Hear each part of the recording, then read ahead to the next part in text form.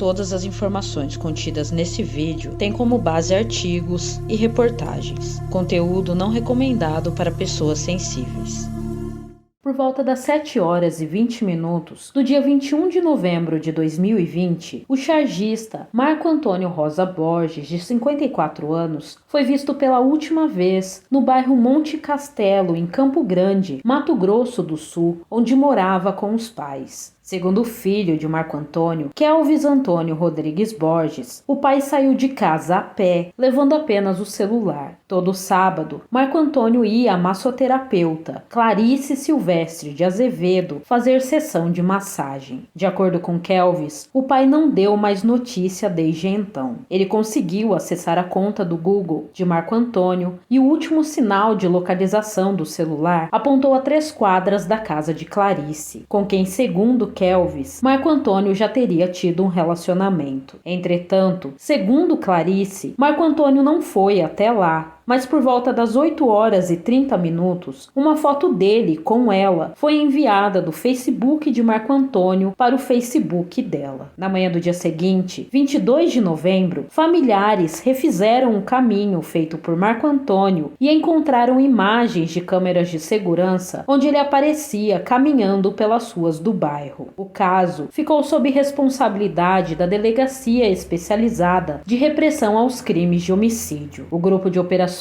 e investigações da Polícia Civil foi até a casa de Clarice e apreendeu um colchão no quarto dela, onde havia manchas similares a sangue. Questionada, ela se manteve fria, negou que havia encontrado Marco Antônio na manhã do dia 21 de novembro e justificou a mancha no colchão, dizendo que o cachorro havia vomitado em cima da cama. Clarice foi ouvida na Delegacia de Pronto Atendimento Comunitário do centro e liberada em seguida. Ela deveria comparecer na Delegacia de Homicídios no dia 23 de novembro, mas por volta das 10 horas da manhã desligou o celular e não foi mais localizada em seu endereço. Por indícios de que Clarice estivesse envolvida no desaparecimento de Marco Antônio, na noite de 23 de novembro, a Polícia Civil representou pela prisão temporária dela. Na tarde de 24 de novembro, Clarice se apresentou na Delegacia de Polícia Civil em São Gabriel do Oeste, região norte de Mato Grosso do Sul, e confessou que matou Marco Antônio. No início da noite de 24 de novembro, Clarice chegou a Campo Grande. Em depoimento, ela disse que os dois tinham um relacionamento aberto e no dia 21 de novembro eles discutiram porque Marco Antônio recusava assumir e pretendia continuar o caso às escondidas. Durante a discussão, ele teria dado 2 tapas no rosto dela. Clarice então teria o empurrado da escada e ele bateu a cabeça no chão. Em seguida, ela foi até a cozinha, pegou uma faca e, com Marco Antônio consciente, o acertou com uma facada nas costas. Ao virar, ele se queixou de dores no corpo e ela então desferiu vários golpes no peito dele. Quando questionada sobre a forma como se deu a morte, ela respondeu que após as facadas, cobriu Marco Antônio com um lençol da maca enquanto ele agonizava e foi limpar a parede que tinha sujado de sangue, porque atenderia um cliente mais tarde naquele dia. Clarice contou que permaneceu algum tempo ao lado do cadáver e depois foi a um bar na esquina de sua casa. Ao retornar, resolveu desmembrar o corpo e colocar as partes dentro de sacos de lixo e pôr em 3 malas de viagem. Clarice levou as malas até uma casa abandonada sem muro ou cerca em volta do imóvel, no Jardim Corcovado, na capital. Para realizar o transporte até o local, ela chamou um conhecido que trabalhava como motorista de aplicativo, que, sem saber do crime, apenas teria auxiliado a carregar e descarregar as malas que foram queimadas depois. Clarice disse que pretendia enterrar o corpo, mas devido à circulação de pessoas nas proximidades, resolveu atear fogo às malas. Após o crime, ela foi até a casa de seu filho em Campo Grande e depois viajou para Coxim para ver as outras filhas e só então procurou a polícia da cidade cidade vizinha. Uma equipe de Campo Grande foi até o local indicado por ela e confirmou haver restos mortais de um cadáver que, segundo Clarice, seria de Marco Antônio. Os restos mortais passaram por análise no Instituto de Medicina e Odontologia Legal e em 27 de novembro foi confirmado que realmente eram de Marco Antônio. Os filhos de Clarice foram ouvidos pela polícia. João Vitor Silvestre de Azevedo, de 21 anos, confessou que ajudou a mãe a se livrar do corpo de Marco Antônio. Ele já tinha passagem por homicídio em 2015, quando ainda era adolescente. Trabalhava com o irmão como servente de pedreiro e disse que na manhã de 21 de novembro recebeu uma ligação de Clarice pedindo para que ele fosse até a casa dela porque um cano havia estourado. Como estava trabalhando, ele foi à casa da mãe no final da tarde, por volta das 18 horas. Ao chegar, se deparou com o corpo de Marco Antônio e ao lado dele, malas, faca, saco de lixo, luvas descartáveis e água sanitária. A mãe contou que havia matado Marco Antônio durante uma discussão e pediu a ele que a ajudasse a desmembrar o corpo e colocar nas malas. Enquanto João Vitor cortava o corpo em partes, ela limpava a sujeira. Clarice pagou R$70 para um conhecido motorista de aplicativo levá-los até a casa de João Vitor, que ficava a cerca de 40 metros de onde os restos mortais foram localizados pela polícia. Na casa estava a esposa dele e uma criança. Eles tiraram as malas do carro e deixaram do lado de fora do imóvel. A família jantou e foi dormir. Durante a madrugada, Clarice e João Vitor levaram as malas a pé até a casa abandonada no bairro e atearam fogo. Segundo o depoimento que Clarice prestou ao delegado Carlos Delano, ela e Marco Antônio se relacionavam havia cerca de 9 meses. Mas segundo ela, o relacionamento não era assumido, o que a incomodava. Na noite de 20 de novembro, Marco Antônio saiu com os amigos e publicou no Facebook uma foto em grupo onde ele estava ao lado de outra mulher. Clarice viu e ficou com ciúmes. Na manhã do dia seguinte, 21 de novembro, ele chegou à casa dela antes das 8 horas da manhã para uma sessão de massagem. Logo depois, ele foi até o andar superior do sobrado onde ela morava para tomar banho e quando terminou, ela passou a questioná-lo sobre a foto. Marco Antônio se irritou e teria dado 2 tapas no rosto dela que, com raiva, o empurrou da escada. Antes que ele pudesse levantar, Clarice pegou uma faca na cozinha e o atingiu nas costas e no tórax. Ela ficou quase 10 horas com o cadáver em casa, à espera do filho dela. Nesse intervalo, foi ao bar na esquina e depois comprou sacos de lixo, deixando tudo preparado para o plano de ocultar o corpo. Na noite de 26 de novembro, equipes da Delegacia Especializada de Repressão aos Crimes de Homicídios estiveram na casa de Clarice, no bairro Monte Castelo, para exames de luminol. Exames feitos nas manchas encontradas no colchão foram inconclusivos. Clarice foi transferida para a 2ª DP. Ela foi indiciada por homicídio qualificado, por motivo torpe, ocultação e vilipêndio de cadáver. Em 1º de dezembro, Marco Antônio foi velado e sepultado no cemitério Jardim das Palmeiras. De acordo com a família, ninguém tinha conhecimento do relacionamento que Marco Antônio mantinha com Clarice até seu desaparecimento. Kelvis, filho de Marco Antônio, soube do caso porque tinha a senha do Facebook do pai e viu uma foto dos dois juntos. Mas antes disso, Marco Antônio nunca comentou nada. Familiares contestaram a versão apresentada por Clarice de que Marco Antônio teria agredido antes dela tê-lo assassinado. Segundo a família, ele era muito tranquilo, nunca foi agressivo